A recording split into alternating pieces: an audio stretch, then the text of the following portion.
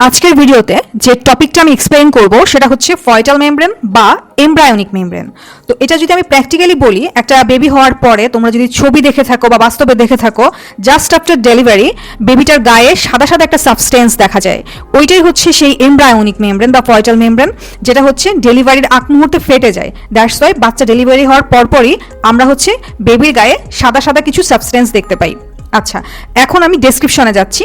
তো এই জিনিসটা হচ্ছে, এই যে এমব্রায়ো যে থাকে যে কোনো অ্যানিমেলের, যখন বাচ্চা হয় তখন তার যে এমব্রায়োটা সেটা অবশ্যই একটা এমব্রায়োনিক মেমব্রেনের মধ্যে থাকে।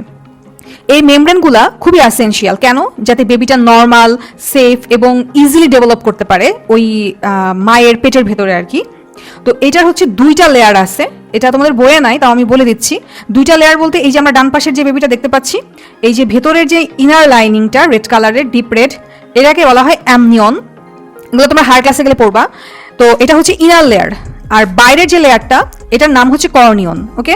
আর এই যে বেবিটা যে এই ভেতরে যে রয়েছে, এটার মানে দুইটা লেয়ারের ভেতরে তোমার এক ধরনের ফ্লুইড আছে যার নাম হচ্ছে অ্যামনিয়নিক ফ্লুইড। এটার ভেতরেই মেইনলি বেবিটা ভাসমান থাকে। আচ্ছা, এটার ফাংশনগুলোতে যাই। এই যে বেবিটা এই এমব্রায়োনিক মেমব্রেনের মধ্যে রয়েছে, এইটা তাকে যেমন প্রোটেকশন দিচ্ছে, একই সাথে ডিফিউশন প্রসেসের মাধ্যমে বিভিন্ন ধরনের নিউট্রিশন সাপ্লাই করতেছে। তারপরে অক্সিজেন কার্বন ডাই অক্সাইডের যে এক্সচেঞ্জটা, সেখানেও হেল্প করে। তারপর বেবির যে ওয়েস্ট প্রোডাক্টগুলো তৈরি হয়, সেগুলোও কিছুটা এলিমিনেশনে হেল্প করে থাকে। মানুষের ক্ষেত্রে প্রেগনেন্সিটা সাধারণত 40 উইকসের হয়। তো প্রেগনেন্সি লাস্টের দিকে মায়ের অ্যান্টেরিয়র পিটুইটারি এবং প্লাসেন্টা থেকে দুই টাইপসের হরমোন রিলিজ হয়, এবং এই হরমোন রিলিজের ফলে ইউটেরিন, যেটা এই যে ইউটেরিনের ভেতরে যে বেবিটা হচ্ছে, তো ইউটেরিন ওয়ালে এক প্রকারের কন্ট্রাকশন বা প্রেশার তৈরি হয় একটা রেগুলার ইন্টারভালে, যেটাকে বলা হয় লেবার পেন।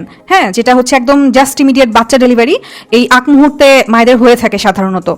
তো যখন মা হসপিটালে ভর্তি হয়ে যায় বা ডেলিভারি টাইম হয়ে যায়, তখন হচ্ছে সেই এমব্রায়োনিক মেমব্রেনটা, এই যে বেবিটাকে যে এনগালফ করে রয়েছে, এইটা হচ্ছে ব্রাস্ট হয়ে যায়, ফ্লুইডটা বাইরে বের হয়, এবং after all child is born.